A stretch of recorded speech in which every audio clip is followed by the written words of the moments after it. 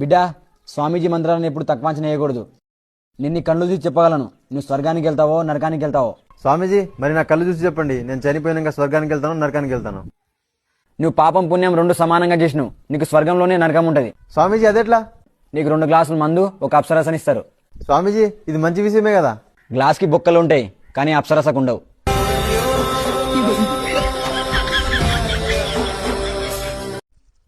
ఎందుకు వచ్చేసినవరా స్కూల్ నుండి? ఫీజు కట్టలేనని ఇంటికి పంపించిండు డాడీ. ఊరు నుంచి ఏమైనా దెంకోతున్నామా? ఇస్తామని చెప్పరా. ఫీజు కడితేనే ఎగ్జామ్ రాపిస్తారంట. అరే దీనికన్నా నీకు గవర్నమెంట్ స్కూల్లో జాయిన్ చేసిండే బాగుంటుండే మీ అన్నతో పాటు. అది అన్నాడు. అరే స్కూల్ పోకుండా బయట ఏం చేస్తున్నారా? మ్యాథ్స్ సార్ కళ్ళు తీసుకురామన్నా డాడీ, అందుకే తీసుకురానికి పోతున్నా. అన్నా, గవర్నమెంట్కి వెళ్ళి జనాభా లెక్కల కోసం వచ్చినామన్నా. కూసో.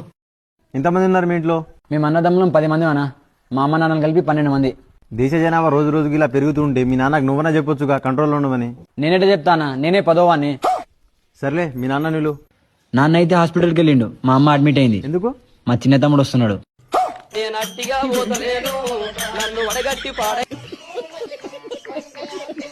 హలో, అనిలేనా మాట్లాడేది?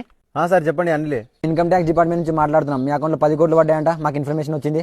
ఒక్క నిమిషం ఆగండి సార్, చెక్ చేస్తా. లేదు సార్, నా అకౌంట్లో 200 మాత్రమే ఉన్నాయి. అమ్మమ్మ, నేను ప్రకాష్ మాట్లాడుతున్నారా? ఆ 200 ఫోన్ పే చేసి, నా బండిలో పెట్రోల్ అయిపోయింది.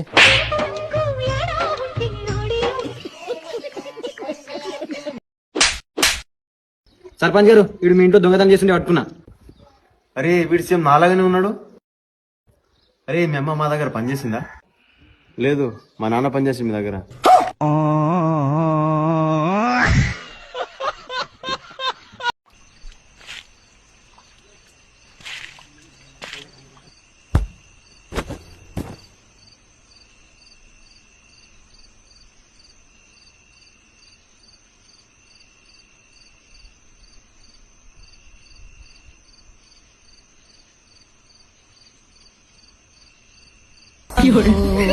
भाला था सीधा सादा था मैं तो नादान था.